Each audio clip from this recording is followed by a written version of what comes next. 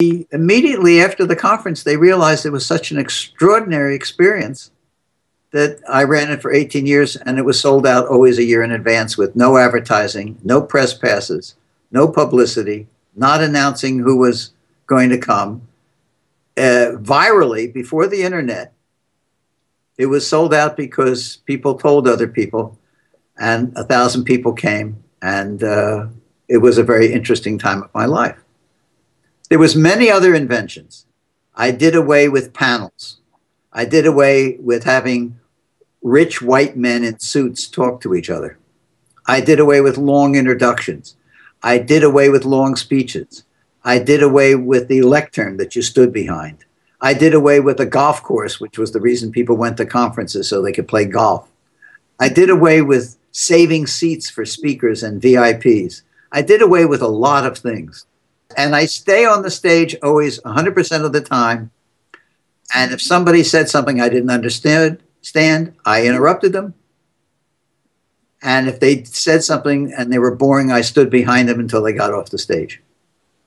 I was trying to do the best conference in the world. Currently, what TED is trying to do, which I am not objecting to, but it's a different mission. I was trying to do the best conference in the world. They're trying to change the world. Two different missions. I am not trying to change the world. Before TED,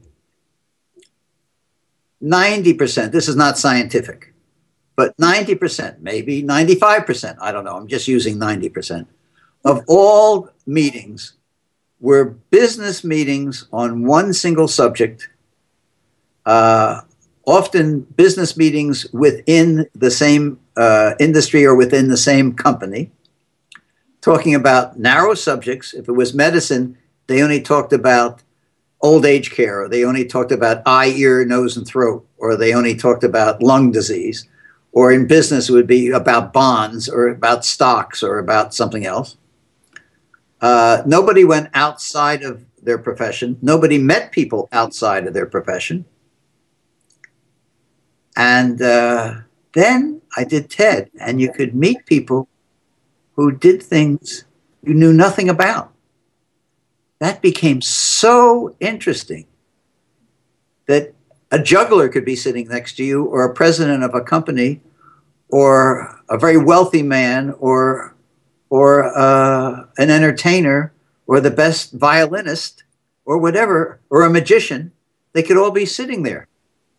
That became so interesting that people started one by one seeing, well, if a funny little guy like me could do this and be successful, they could run a conference. And now there's been a proliferation of thousands of conferences, not just TED, but thousands of conferences that are based on that kind of freedom.